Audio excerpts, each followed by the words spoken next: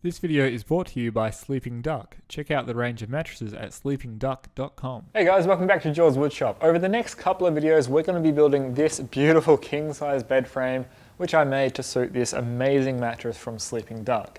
Now the guys over at Sleeping Duck were cool enough to come on board and sponsor this build, and they're also offering you guys $100 off your next mattress just by using the link in the description below, so that's pretty easy. Now if you want to build your own bed frame just like this one, I've also made a set of plans available which you can purchase over on my website, and they're also linked to below.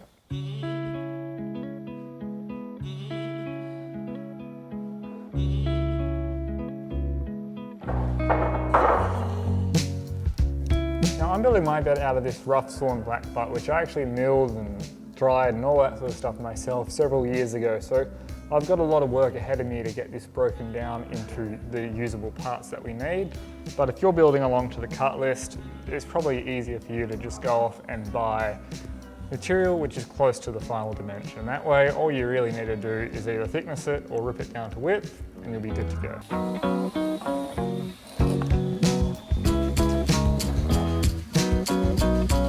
Alright, so that's everything laid out according to the cut list size. Now time to trim it down, take it over to the jointer and thicknesser, and get these pieces down to our rough dimensions of 35mm thick.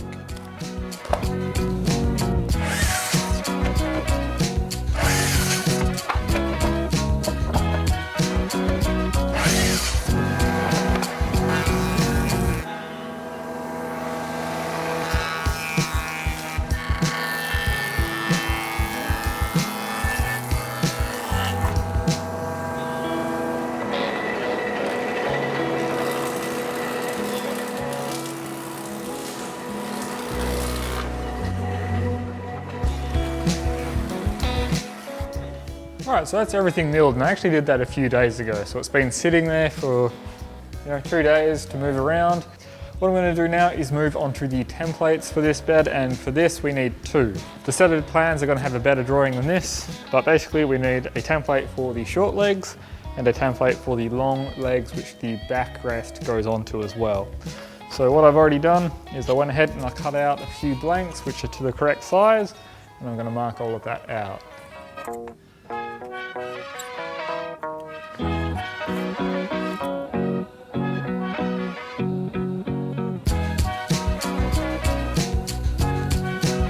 Yeah, that's basically the first template done. That's the easy one. It's just one curve and one straight line. The rear leg is a lot harder, and because I'm more likely to stuff that up, I've got 2 blanks here, and I'm going to mark them out in both. So if I stuff up shaping it or cutting it or sanding it, I've got one to fall back on, and it's not too many hours of work lost.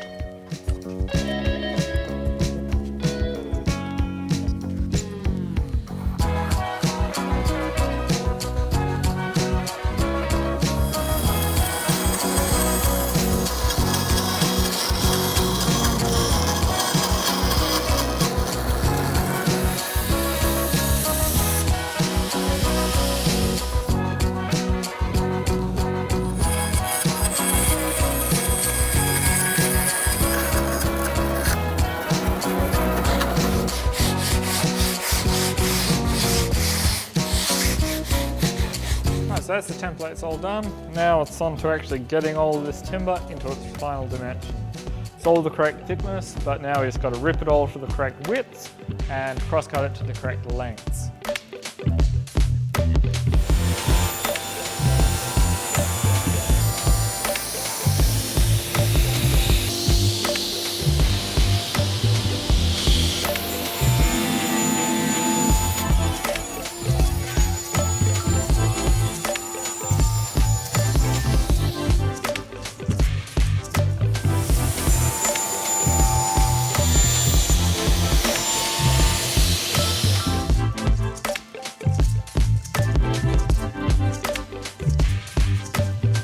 So while I'm here, I'm also going to chuck the 45-degree bevel cut onto the leg assemblies. That way it's done and I don't need to worry about it once the curves are cut.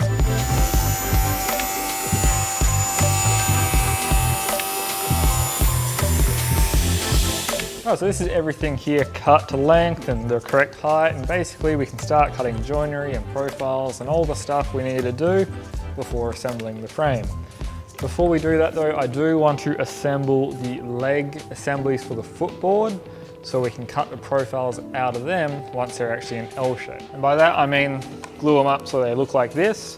And the reason I want to do that now before we cut the profile out is because once the profiles are cut with that taper, they're going to be incredibly difficult to actually clamp together because they're just going to want to pop out.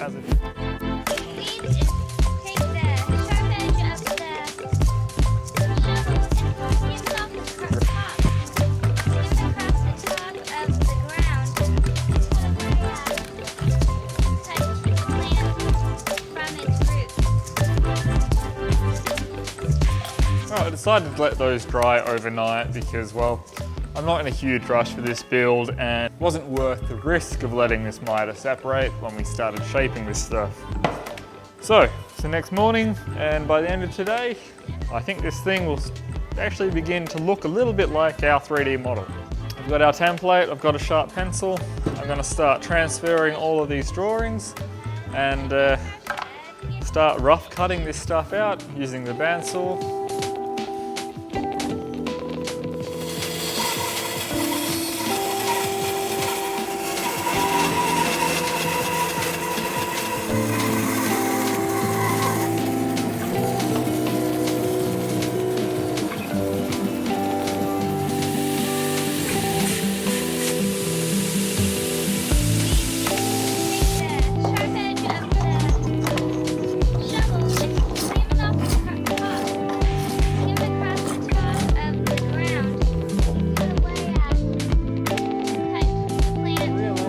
Basically a repeat of the front leg assemblies where we just trace it, cut it out with the bandsaw and then finesse it using hand tools. Now you could make a router sled for this and do this with a pattern bit, but because there's only two, I think hand tools are the way to go.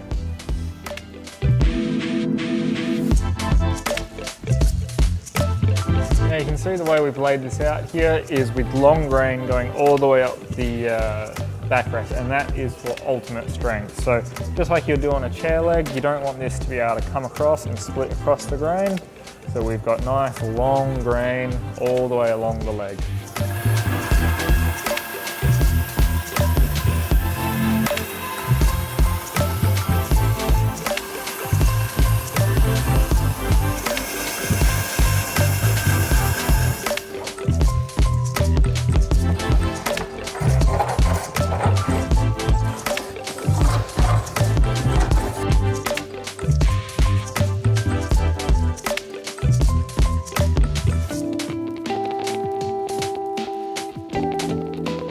They're shaped and basically ready to go. That was a good bit of fun using the hand tools. Really probably could have done it with a router and a template bit, but I wanted to have some fun.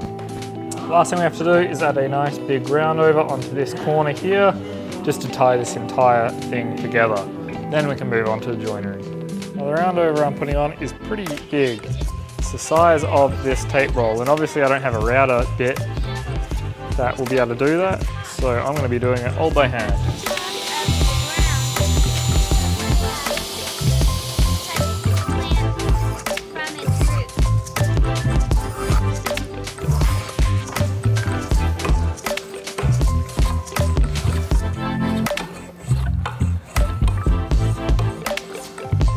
Alright, that's the rear legs done, and basically we're going to get on to assembling this thing.